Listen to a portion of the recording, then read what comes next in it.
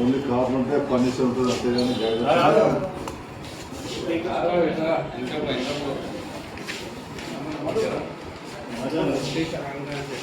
వరంగల్ ఎక్కడ ఉండేది పోచం మైదాన్ ఏరియాలో ఉంటాడు.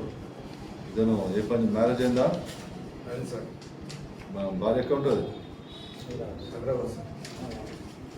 కాబట్టి ఇతను మెల్లమెల్లగా హైదరాబాద్లో కొంచెం సెటిల్ అయిపోయినాడు.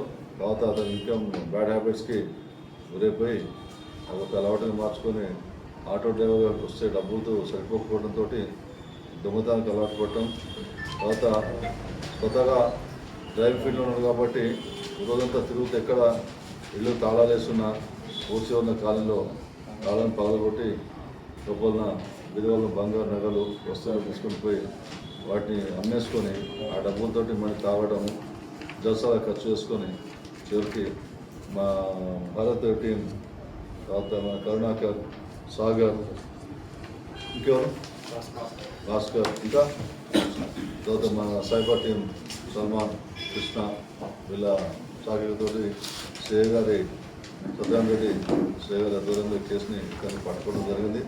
ఇతని వద్ద మన దగ్గర ఇతను విచారిస్తే మన జనగాపట్నంలో 3 ఇళ్లలో దొంగతనాలు చేశాడు, చర్యాల్లో 2 ఇళ్లలో దొంగతనం చేశాడు, బచ్చన్నపేటలో 1 ఇంట్లో దొంగతనం చేశాడు.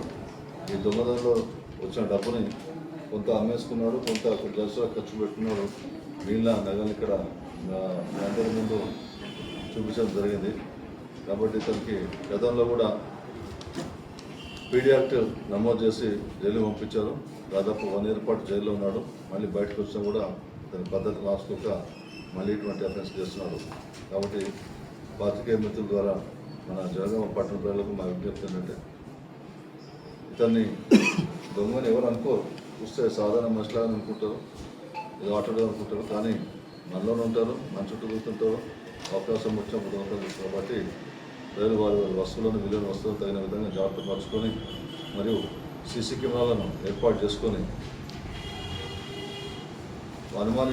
కొత్తగా ఏమైనా అనుమానించే వ్యక్తులు కనిపిస్తే ఆ సీసీలో కనిపిస్తే వెంటనే తగిన సమాచారం లోకల్ పోలీసు కనిపిస్తే ఇటువంటి దొంగతనం జరగకుండా నివారించవచ్చును. పైగా దొంగలు కూడా పట్టుకోవచ్చు. ఈ యొక్క హెల్ప్ చేయాలని కోరుకుంటూ అందరికీ ధన్యవాదాలు.